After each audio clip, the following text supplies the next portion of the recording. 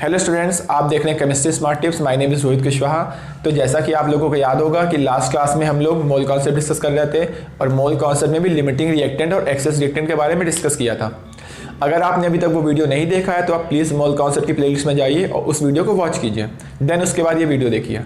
तो अब हम लोग देखो पढ़ते हैं। आज हम लोग पढ़ेंगे कि परसेंट यील्ड क्या होता है, परसेंट यील्ड को कैलकुलेट कैसे करते हैं, और इस पर हम लोग बहुत सारे क्वेश्चन सॉल्व करने वाले हैं।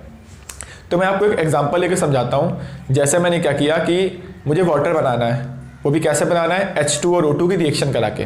तो हम लोग थ्योरेटिकली वाटर कैसे बनाते हैं, सबसे पहले रिएक्शन लिखते हैं और उसको बैलेंस करते हैं। तो 2H2 + O2 गिव्स वाटर हो गया। तो अब मैं बता रहा हूँ, आप सपोज करो मैंने इतना अमाउंट ऑफ रिएक्टेंट लिया है जिससे जो वाटर मान लो 100 ग्राम बन रहा है थ्योरेटिकली, ठीक है।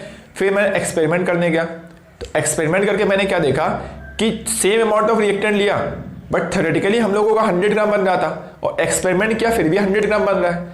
तो इसका मतलब क्या हुआ कि आपके एक्सपेरिमेंट में कोई भी एरर नहीं आई है, यानी जितना आपने सोचा था वाटर बनना 100 ग्राम उतने ही ग्राम बन गया है। इसका मतलब 100% यील्ड है। क्लियर है। बट जनरली ऐसा होता नहीं है। आप थ्योरेटिकली जितना प्रोडक्ट निकालते हो एक्सपेरिमेंट करने पर भी उतना प्रोडक्ट नहीं मिलता है, उससे हमेशा कम मिलता है। अब क्वेश्चन ये कि क्यों कम मिलता है, क्योंकि उसमें बहुत से टाइप के इसके रीज़न बहुत सारे हो सकते हैं। जैसे कि मान लो हो सकता है आपने एक्सपेरिमेंट सही से ना किया हो, जब आप परफेक्ट एक्सपेरिमेंट करोगे तब वो रिजल्ट पाओगे। या ये हो सकता है कि आपने रिएक्टेंट प्योर ना लिया हो, उसमें बहुत सारी इम्प्योरिटी हो, एक्सपेरिमेंट में कुछ एरर आ गई हो, जिससे कि आपने जितना एक्सपेक्ट किया होगा कि थ्योरेटिकली बनना चाहिए, ठीक है ना, उतना नहीं बनेगा एक्सपेरिमेंट करने पर, उससे हमेशा कम बनेगा। तो उसको हम लोग क्या बोलते हैं, एक्चुअल यील्ड बोलते हैं। जितना बन रहा है, जितना मैंने सोचा था कि बनना चाहिए, उसको बोलते हैं थ्योरेटिकल यील्ड। ये थ्योरेटिकली मैंने जितना सोचा था कि इतना 100 ग्राम बनना चाहिए, तो उसको क्या बोलते हैं, थ्योरेटिकल यील्ड बोलते हैं। और जितना बन रहा है उसको हम लोग क्या बोलते हैं, एक्चुअल यील्ड बोलते हैं। अब परसेंट यील्ड क्या होती है, तो actual yield by theoretical yield के रेशियो होता है इंटू 100, इसको हम लोग क्या बोलते हैं, परसेंट यील्ड बोलते हैं। जैसे कि मान लो मैंने थ्योरेटिकली सोचा कि 100 ग्राम प्रोडक्ट बनना चाहिए वाटर, और मैंने एक्सपेरिमेंट करके देखा तो 90 ग्राम बन रहा है, यानी इसमें कुछ, यानी यहाँ पर जो डिफरेंस आया है, ठीक है ना, तो इसको हम लोग क्या बोलेंगे यहाँ पर कि जैसे कि मैंने जितना सोचा था कि प्रोडक्ट बनना चाहिए उससे का क्या हो रहा है, 90% बन रहा है। तो इसका मतलब उसकी परसेंट यील्ड कितनी है, 90% है। जैसे कि सपोज करो कि मैंने एक एग्जांपल लेता हूँ कि मैंने सोचा कि वाटर 100 ग्राम बनना चाहिए और बन रहा है मान लो एक्सपेरिमेंट से देखा 80 ग्राम, ठीक है। तो उसका मतलब क्या होगा कि इसकी जो यील्ड है वो कितनी है, तुम्हारी 80% है। जैसे मैंने एक्सपेक्ट किया कि मान लो मुझे किसी भी रिएक्शन से CO2 बना रहा हूँ और मैंने एक्सपेक्ट किया कि थ्योरेटिकली CO2 100 ग्राम बन रहा है, बट एक्सपेरिमेंट करके बनाया CO2 तो 100 ग्राम नहीं बन रहा है, वो कितना बन रहा है, मान लो 95 ग्राम बन रहा है। इसका मतलब उसकी परसेंट यील्ड कितनी है, 95% है। आ रही बात समझ में आप लोगों को। तो देखो डेफिनेशन देख लेते हैं इसकी। तो दिखा, when A reaction is carried out in the laboratory we do not obtain the theoretical amount of product, the amount of product that is actually obtained is called actual yield। इसका मतलब क्या हुआ कि आप जब भी लैब में experiment करते हो, ठीक है ना, तो थ्योरेटिकली आपने अगर जितना प्रोडक्ट का अमाउंट निकाला होता है उतना ना बन के एक्सपेरिमेंट से हमेशा उससे कम बनता है, ठीक है। जितना बनता है उसको हम लोग क्या बोलते हैं, एक्चुअल यील्ड, और जितना आपने सोचा होता है थ्योरेटिकली कि बनना चाहिए उसको क्या बोलते हैं, थ्योरेटिकल यील्ड, ठीक है, थ्योरेटिकल यील्ड बोलते हैं। और परसेंट यील्ड मतलब क्या होता है, एक्चुअल बाय थ्योरेटिकल इंटू 100 बोलते हैं। क्लियर है। तो देखो आपको यहाँ पे सब लिखा हुआ है, आपको अगर अभी भी समझ में नहीं आ रहा तो प्लीज़ आप कमेंट करके पूछ लिया करिए, ठीक है ना। तो हम लोग इस पर बहुत सारे भी क्वेश्चंस करने वाले हैं कि कैसे हम लोग इसको कैलकुलेट करते हैं। क्लियर है। तो आप देखो डेफिनेशन आप देख लो यहाँ पर। एक्चुअल यील्ड क्या होता है, the amount of product produce in the experiment, यानी जितना एक्सपेरिमेंट से प्रोडक्ट की वैल्यू आ रही है, ठीक है ना, उसको बोलते हैं एक्चुअल यील्ड। और थ्योरेटिकल मतलब जितना आपने सोचा होता है थ्योरेटिकली जब कैलकुलेशन कर रहे हो आप, तो maximum amount of product produce through calculation. आधी बात समझ में आप लोगों को, तो नोट कर लीजिए आप।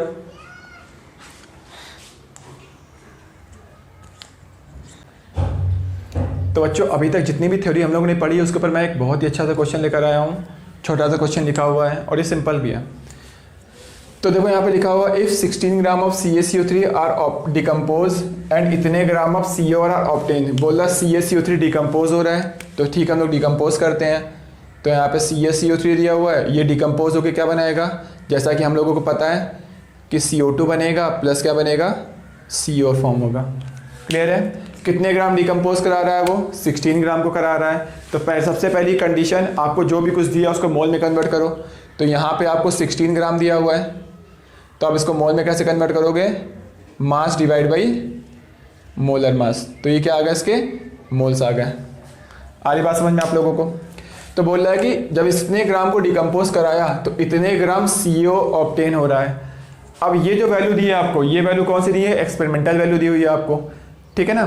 तो अब पूछ रहा है परसेंट यील्ड कितनी होगी, तो पहले आपको थ्योरेटिकल वैल्यू निकालनी पड़ेगी। तो थ्योरेटिकल वैल्यू आप कैसे निकालोगे, तो देखो यहाँ पर थ्योरेटिकली निकालते हैं। तो इसके देखो रिएक्शन आपको बैलेंस दी हुई है, इसके 1 मोल से कितने मोल बन रहे हैं, इसके 1 मोल बन रहे हैं। तो बट इसके मोल कितने दिए हैं, इतने दिए हैं, तो इसके मोल कितने बनेंगे, इतने फॉर्म होंगे सेम, यानी इसके मोल्स कितने आ गए आपके 16/100, ये क्या आ गया आपको मोल्स आ गए। क्लियर है। अब CO के मोल्स आ गए तो क्या आप CO का मास निकाल सकते हो, जरूर कैलकुलेट कर सकते हो। कैसे निकालोगे, मोल्स अगर मुझे पता है ये 16 लिखा हुआ है, ठीक है, इनटू इसका मोलर मास से मल्टीप्लाई कर दो, मोलर मास कितना होता है 56 होता है, यानी ये वैल्यू सॉल्व करने पर आएगी, इस वैल्यू को आप सॉल्व करोगे तो आएगा 8.96 ग्राम आएगा। आप सॉल्व करके देख लेना। क्लियर है। तो देखो CO का हम लोगों ने थ्योरेटिकल निकाल लिया कि थ्योरेटिकल हम लोगों का CO इतने ग्राम बनना चाहिए, बट एक्सपेरिमेंट से देखा कि इतना नहीं बन रहा, इससे कम बन रहा है। कितना बन रहा है 7.54 ग्राम बन रहा है। तो पूछ रहा है कि परसेंट यील्ड क्या होगी। तो जैसा कि अभी तक हम लोग ने फॉर्मूला पढ़ा था, कैसे आया फॉर्मूला हम लोगों ने डिस्कस किया था, तो उस फॉर्मूले के थ्रू देखो हम लोग कैलकुलेट कर सकते हैं। परसेंट यील्ड इक्वल टू होगा एक्चुअल यील्ड होता है, एक्चुअल मतलब जितने अमाउंट ऑफ प्रोडक्ट बन रहा है, कितना बन रहा है 7.54 ग्राम बन रहा है, ठीक है, डिवाइड बाई होता है थ्योरेटिकल यील्ड होता है, थ्योरेटिकल कितना बन रहा है 8.96 बन रहा है, यानी 8.96 बनना चाहिए था, जबकि बन कितना रहा है 7.54 ग्राम बन रहा है इनटू 100। तो ये ऐसे हम लोग क्या करते हैं, परसेंट यील्ड कैलकुलेट कर लेते हैं। तो आप जब यहाँ पे कैलकुलेशन करोगे, आप कैलकुलेशन कर लेना, मैंने पहले ही कर रखी है, तो ये वैल्यू आएगी 84.15%। आधी बच्चों बात आपको समझ में। तो अगर आपको अभी भी समझ में नहीं आ रहा तो प्लीज़ आप कमेंट करके जरूर बताया करिए कि आपको वीडियो कैसा लगा। तो आप नोट कर लीजिए।